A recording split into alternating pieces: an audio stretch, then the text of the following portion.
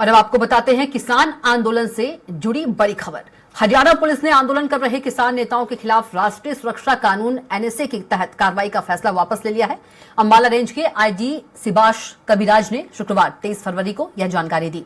इससे पहले गुरुवार को अंबाला पुलिस ने कहा था कि प्रदर्शन के दौरान सरकारी संपत्ति को हुए नुकसान की भरपाई आंदोलनकारी किसान नेताओं से की जाएगी। इसके लिए उनकी संपत्ति कुर्क और बैंक खाते सीज किए जाएंगे। इधर पंजाब हरियाणा के खनौरी बॉर्डर पर 21 साल के शुभकरण की मौत के विरोध में किसान शुक्रवार को देश भर में ब्लैक डे मना रहे हैं। संयुक्त किसान मोर्चा की गुरुवार को 4.5 घंटे चली बैठक के बाद यह फैसला लिया गया। इसमें 100 किसान संगठनों ने हिस्सा लिया। 26 को देश भर में ट्रैक्टर मार्च और 14 मार्च को दिल्ली में महापंचायत करने पर सहमति जताई।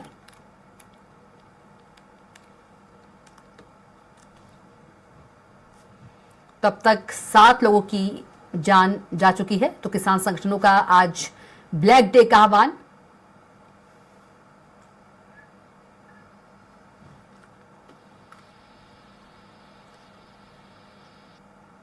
वो ये सभी बातों को भूलकर मोदी सरकार ने साढ़ा 750 किसान शहीद कर अभी जो मांगे हैं उनको मानकर मुकर रहे हैं और उसके लिए हम प्रदर्शन करने जा रहे हैं। दिल्ली में हमारा हक है और उनने हमारा परसों को एक किसान जो नौजवान था गोली डालकर उसको शहीद कर दिया। उसके विरोध में हम जो आज सारे भारत में काला दिवस मना रहे हैं। वो ये सभी बातों को भूलकर मोदी सरकार। और चलिए इसी खबर पर ज्यादा जानकारी के साथ हमारी संवाददाता कोमल सी हमारे साथ फोन लाइन पर जुड़ गई हैं। कोमल, आज किसान आंदोलन का 11वां दिन है और जो किसान हैं आज के दिन को ब्लैक डे के रूप में मना रहे हैं क्योंकि अभी तक 7 किसानों की कोमल जो है जान जा चुकी है। जी, कल ही जब मीटिंग खत्म हुई थी किसानों के संयुक्त किसान मोर्चा की, कल चंडीगढ़ में बैठक थी, सारे नेता यहाँ थे, खुद राकेश कटैत जी भी यहाँ आए थे। उन्होंने काला दिवस आज मनाने की घोषणा की थी और 26 को पूरे हिंदुस्तान में ट्रैक्टर रैली होगी। इससे अपनी जो शक्ति का ये किसान प्रदर्शन करेंगे और ये सरकार को बताएंगे कि जब तक ये एमएसपी नहीं लागू करते तो इसी तरह का आंदोलन जारी रहेगा। खनौरी बॉर्डर पर जिस युवक की डेथ हुई थी, किसानों पे जो बरसाए गए थे गोले, उसकी अवैध में तो पंजाब सरकार ने उनके परिवार को 1 नौकरी और 1 करोड़ रुपया देने की घोषणा की है। इससे किसान लोग और भी ज्यादा मतलब उग्र हो चुके हैं कि हमें रास्ता नहीं दे रहे, हमारी एमएसपी की मांगों को नहीं मान रहे। हमारे साथ किसान घायल हुए हैं, 3 की डेथ हो चुकी है। तो इस तरह की जो ये रणनीति है, इनको लेकर अभी तक सरकार आश्वासन दे रही है कि बैठ के बातचीत का न्योता दे रही है। दोबारा से मसला बातचीत को लेकर ही हल हो सकता है और आगे की जो रणनीति तैयार की जाती है, लेकिन एक तरफा किसान है जो मानने को तैयार नहीं। जी कविता। जी बिल्कुल कोमल, यदि किसानों के खिलाफ एनएसए की कार्रवाई की बात करें तो अब एनएसए नहीं लगेगा, हरियाणा पुलिस ने कहा है। हाँ, ये अंबाला के एसपी ने लागू किया था शंभू बॉर्डर से, तो अभी उन्होंने अपनी एक प्रेस रिलीज करके जारी किया है कि एनएसपी हटा दिया गया है। जी कविता।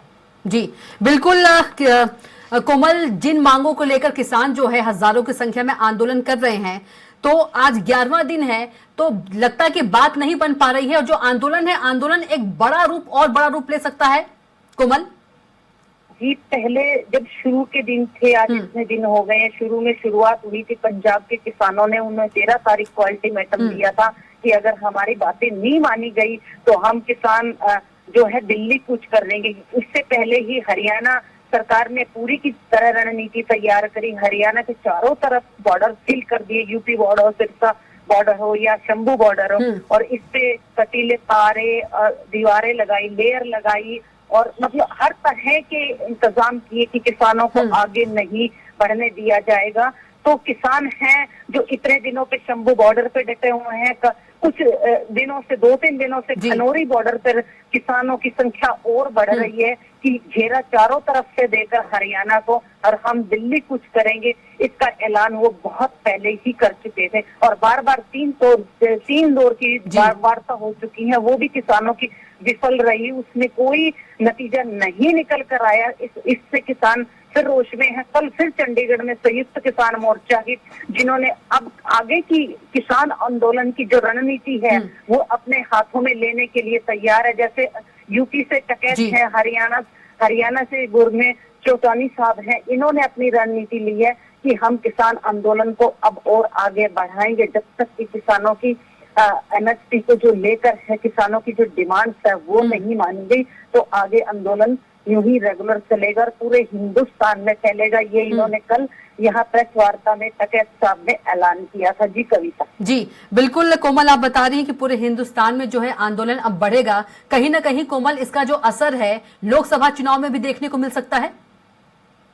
जी, इस तरह का ये असर आम पब्लिक और जनमानस पर बहुत मतलब बुरा प्रभाव डाल रहा है। बच्चों के पेपर आने को तैयार है, परीक्षाएं सर पर हैं, जो पूरे हरियाणा में 7 जिलों में नेट बंद है। 3 दिन पहले यहाँ पंजाब में भी किसान आंदोलन को लेकर इंटरनेट सेवाएं बंद की है, चारों तरफ से बॉर्डर सील किए। आवागमन है जो लोगों का बड़ी मुश्किल से, जहाँ 5 घंटे लगते थे वहाँ 8-8, 10-10 घंटे लगते हैं आने जाने में। लोग परेशान है और अगर आगे भी आंदोलन ये बढ़ा तो लोकसभा चुनाव की जो डेट आएंगी, टाइम आएगा जो नजदीक है आने को, इसमें फर्क पड़ेगा देखने के लिए, क्योंकि आम जो पब्लिक है, लोग हैं, वो परेशान हैं, लेकिन दिल से वो अन्नदाता का साथ दे रहे कि किसान अन्नदाता है, हमारा भारत पोषण करता है। किसान की अगर बातें हैं, छोटी सी डिमांड है, सरकार ये नहीं मान रही, तो आगे सरकार हमारे लिए क्या करेगी। जी बिल्कुल असर पड़ेगा। बिल्कुल कोमल, तमाम जानकारी के लिए आपका बहुत धन्यवाद। खबर पर आप नजर बनाए रखिएगा। रुकेंगे एक छोटे से ब्रेक ले, जल्द लौटेंगे।